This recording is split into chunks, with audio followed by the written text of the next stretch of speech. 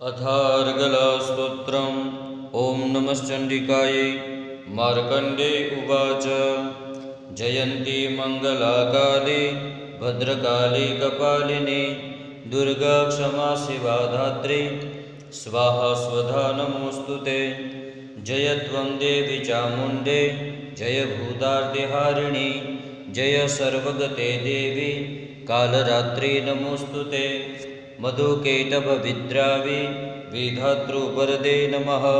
रूपं देहि जयं देहि यशो देहि द्विषोजहि। महिषासुरनिर्णासे भक्तानां सुखदे नमः।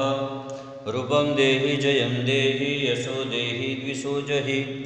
रक्तबीजवदे देवी चण्डमुण्डविनाशिनी रूपं देहि जयं देहि यशो देहि द्विषोजहि। शुम्भस्यैव निशुम्भस्य त्वं राक्षस्य च मर्दिनि रूपं देहि जयं देहि यशो देहि द्विषोजहि। वन्दिताग्रियुगे देवी सर्वसौभाग्यदायिनी रूपं देहि जयं देहि यशो देहि द्विषोजहि।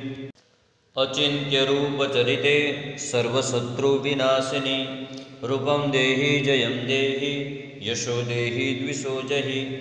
न तेभ्यः सर्वदा भक्त्या चण्डिके दुरितापहे रूपं देहि जयं देहि यशो देहि द्विषोजहि। स्तुवद्भ्यो भक्तिपूर्वं त्वां चण्डिके व्याधिनाशिनी रूपं देहि जयं देहि यशो देहि द्विषोजहि। चण्डिके सततं यद्वा मर्जयन्ति ह भक्तितः रूपं देहि जयं देहि यशो देहि द्विषोजहि। देहि सौभाग्यमारोग्यं देहि मे परमं सुखं रूपं देहि जयं देहि यशो देहि द्विषोजहि। विदेहि द्विषतां नाशं विदेहि बलमुच्चकैः रूपं देहि जयं देहि यशो देहि द्विषोजहि। विदेहि देवि कल्याणं विदेहि परमां श्रियं रूपं देहि जयं देहि यशो देहि द्विषोजहि। सुरासुरशिरोरत्न निकृष्टचरणेऽम्बिके रूपं देहि जयं देहि यशो देहि द्विषोजहि।